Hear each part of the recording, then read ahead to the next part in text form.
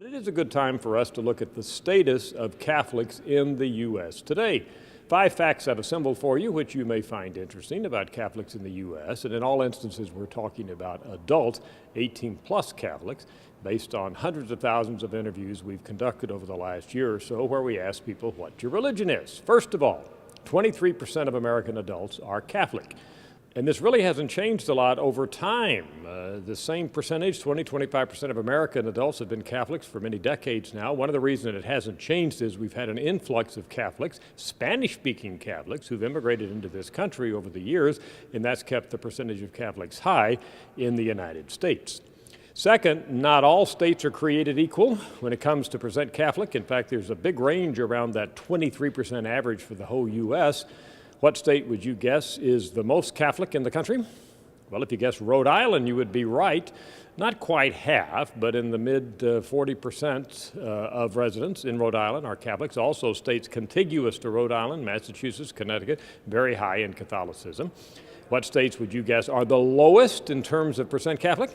Well, if you guessed the South, you would be right. Arkansas is the single state, as you see there, with the lowest Catholic percent, but also Mississippi and Alabama are other states with a very low percentage of Catholics. Most of the low percentage Catholic states are in the South.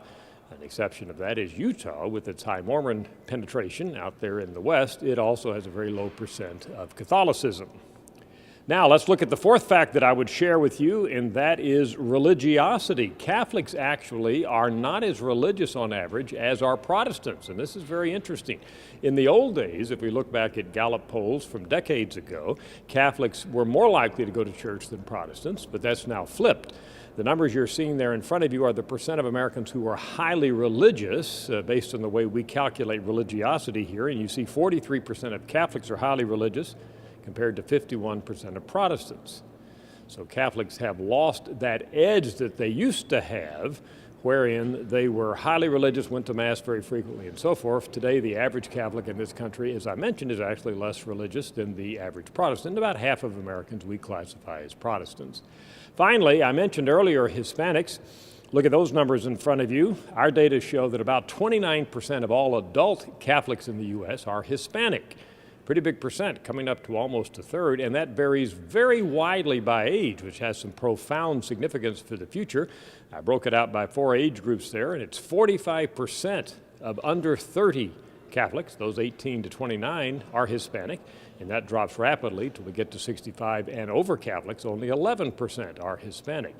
The reason this is important, of course, is that if nothing else changes, and as those older Catholics who tend to be white die off, they'll be replaced, it looks like, by more and more Hispanic Catholics. So we would tend to see the Catholic Church in this U.S.